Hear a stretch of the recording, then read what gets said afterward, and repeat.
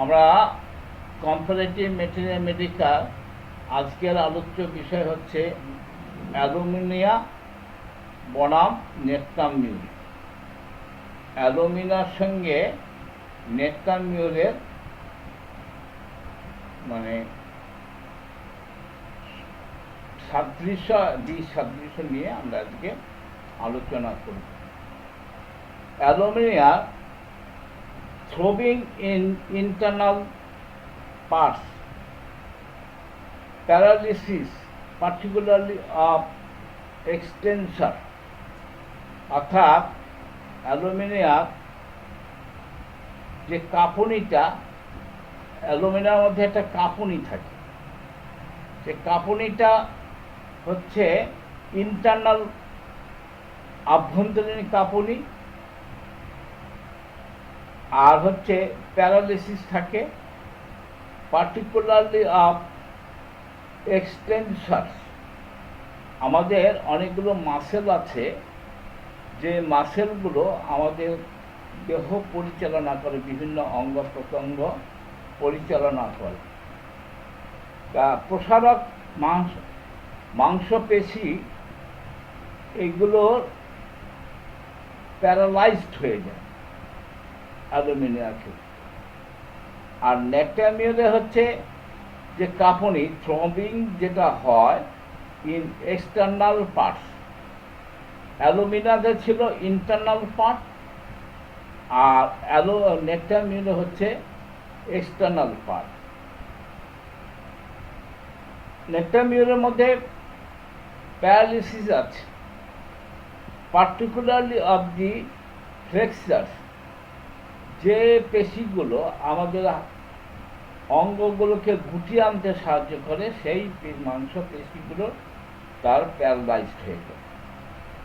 আমরা চিকিৎসা করার সময়, আমরা প্যারালিসিসের চিকিৎসা যখন করব, তখন আমাদের কেস টেকিংয়ের সময় আমাদের জানতে হবে যে কোন মাসেলের জন্য এই প্যারালিসিসটা হচ্ছে, অর্থাৎ কোন মাসেলটা অকেজো হয়ে গেছে, ফাংশন করছে না। তাহলে অ্যালুমিনিয়ার এক ধরনের প্যারালিসিস, নেটকামিউরের আরেক ধরনের প্যারালিসিস। অ্যালুমিনিয়ার প্যারালিসিস হচ্ছে ইন্টারনাল পার্ট, আর নেটকামিউর হচ্ছে এক্সটার্নাল পার্ট। তো দুটোর মধ্যে আমরা কম্পেয়ার করতে পারছি। কমপ্লেন্সগুলো, অ্যালুমিনিয়াম কমপ্লেন্স হবে প্রিডমিনেন্ট অন রিস্ট, হাতের যে কবজি সেটা হচ্ছে আক্রান্ত হয় বেশি। On the back part of the থাইয়ের যে ব্যাক পার্ট সেখানটা বেশি আক্রান্ত হয়।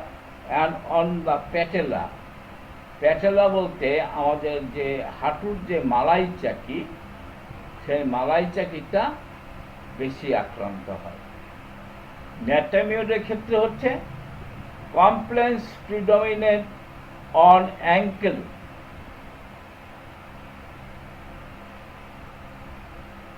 On the front part of থাই।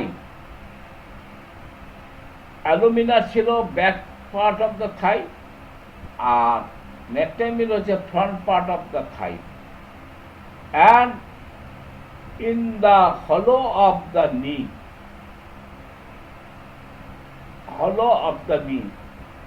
অর্থাৎ পায়ের পাতার যে হলো সেখানটায়। তাহলে দেখা যাচ্ছে অ্যালুমিনিয়া আক্রান্ত স্থানটা হাতে, নেটকামিউরের আক্রান্ত স্থানটা পায়ে।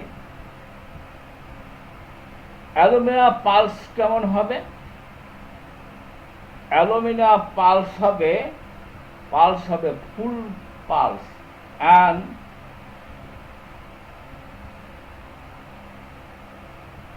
somewhat accelerated, কিছুটা হবে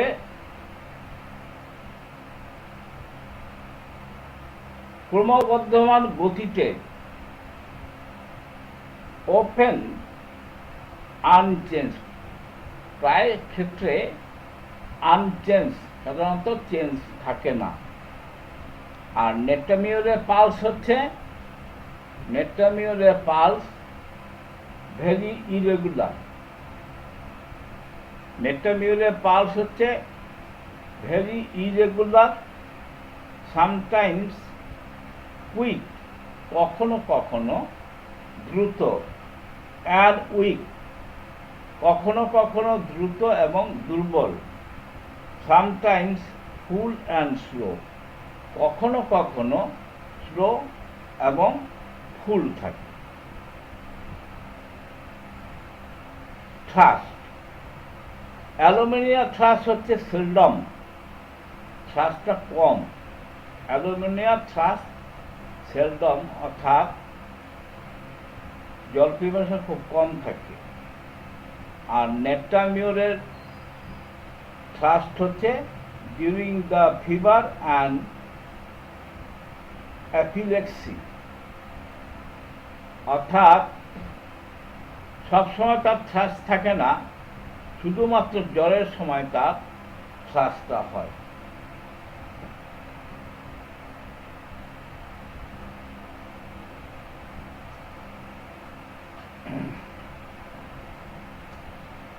Aluminium epilepsy has not yet been observed. Aluminium epilepsy has not yet been observed. আর নেট্টামিউরের অ্যাপিলেপসিটা মানে প্রমিনেন্ট থাকে, ও অ্যাপিলেপসি থাকে। Aluminium complaints chiefly on the external ear, কানের ক্ষেত্রে সাধারণত তার এক্সটার্নাল ইয়ারে হয়, অন দ্য লোয়ার টিথ,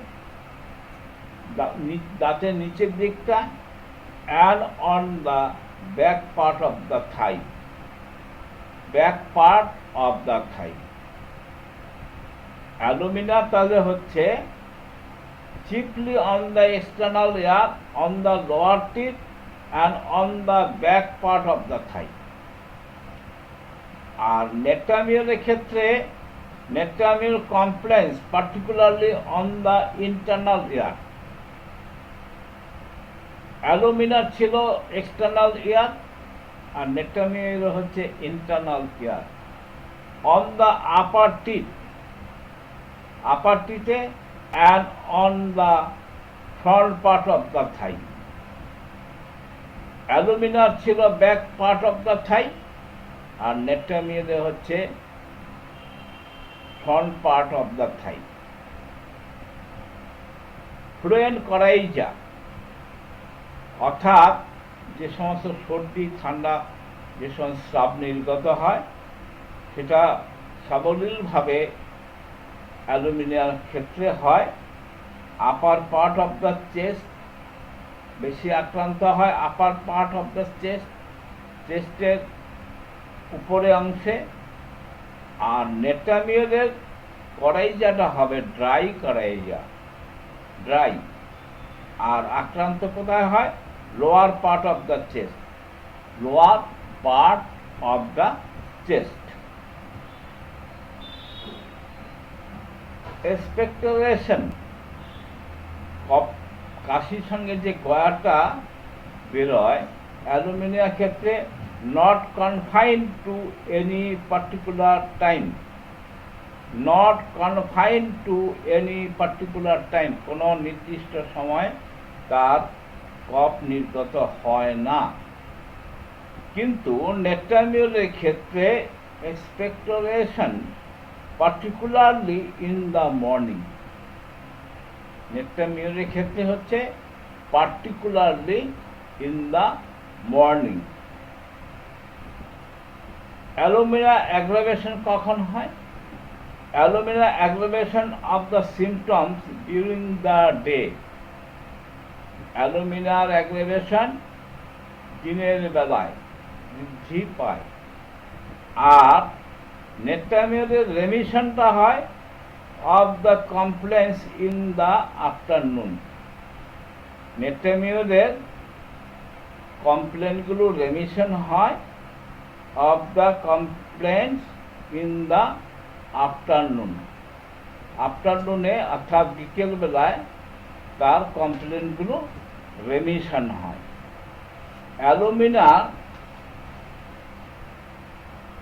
কখন বেটার ফিল করে? Alumina patient better when walking outdoors. Cold can not be bear well nor a one room. আর নেট্রামিল হচ্ছে improve sitting still in mid mild open air, feeling better where it is cool than where it is warm। যেখানে গরম সেখান থেকে একটু ঠান্ডা জায়গায় তার উপশম হয়। অ্যান্ড ইন ওয়ার্ম রুম, এবং গরমের ঘরে। Alumina better when swallowing. Alumina better feel করে when swallowing, particularly swallowing saliva. বিশেষ করে কোনো কিছু গিলতে গেলে, বিশেষ করে তার থুতু গেলার সময়। অ্যান্ড লিকুইডস, কোনো তরল পদার্থ। while swallowing solid is sometimes inconvenient। কখনো কখনো সলিড কিছু খেতে গেলে সে অসুবিধা বোধ করে। নেট্রামিউরে হচ্ছে ওর্স হোয়েন স্যালোয়িং। নেট্রামিউর যখন কোনো কিছু গিলতে যায় তখন সে কষ্ট পায় বা উপসর্গ বৃদ্ধি পায়। পার্টিকুলারলি হোয়েন স্যালোয়িং লিকুইডস, বিশেষ করে যখন সে তরল পদার্থ পান করে। Alumina worse from the pressure of the hat.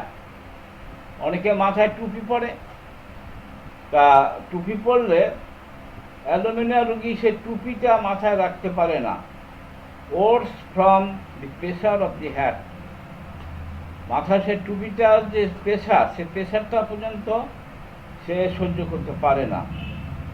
আর নেট্রামিউর better from lying in the clothes tightly, অর্থাৎ কোনো জামা কাপড় সে টাইট করে পরতে বেশি পছন্দ করে। একজনে মাথায়, এমনকি মাথায় টুপিটা পর্যন্ত সহ্য করতে পারে না, আরেকজন জামা কাপড় টাইট করে পরতে ভালোবাসে বা উপশম হয়। Alumina worse from cold better from warm diet. Alumina worse from cold, ঠান্ডাতে তার কষ্ট বাড়ে। বেটার ফ্রম ওয়ার্ম ডাইট, গরম খাবার খেলে সে ভালো থাকে। আর নেট্রামিউর হচ্ছে বেটার সামটাইমস ফ্রম কোল্ড, কখনো কখনো ঠান্ডা খেলে সে ভালো থাকে। আর সামটাইমস ফ্রম ওয়ার্ম ডাইট, কখনো গরম খেলেও ভালো থাকে, কখনো ঠান্ডা খেলেও ভালো থাকে। অ্যালুমিনিয়া যে আমরা অনেক সময় অ্যাবিউজ, বিভিন্ন ওষুধের অ্যাবিউজের জন্য কিছু সমস্যা দেখা যায়। অ্যাবিউজ বলতে অতিরিক্ত বেশি ব্যবহার করার কুফল যেটা হয়, সেটা হচ্ছে alumina lead, abuse of lead. Lead বলতে সীসা জাতীয় জিনিসে তার বৃদ্ধি হয়। আর নেট্রামিউরে অ্যাবিউজ অফ চায়না, আমাদের হোমিওপ্যাথিক যে সিংকর্না বা চায়না যে ওষুধ আছে, তার অতিরিক্ত ব্যবহার করার ফলে কোনো রোগের উৎপত্তি হয়। Alumina predominates on an empty stomach. অ্যালুমিনিয়ার ক্ষেত্রে রোগের বৃদ্ধি হচ্ছে কখন, কিভাবে? অন অ্যান এমটি স্টোমাক, খালি পেটে। হোয়েন ড্যান্সিং, যখন সে কোনো নাচ টাচ করে, আফটার লাইং ডাউন, শোবার পরে, হোয়াইল রেস্টিং, বিশ্রামে, স্ট্যান্ডিং, দাঁড়িয়ে থাকলে, সিটিং, বসে থাকলে, লাইং, শুয়ে থাকলে, ইন বেড, বিছানায়,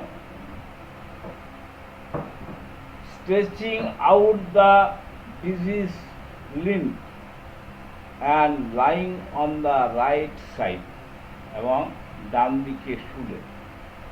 আর ঠিক এই জিনিসগুলোই নেটামিউরের ক্ষেত্রে হচ্ছে বেটার ফিল করে। তাহলে নেটামিউরে বেটার ফিল করে কি?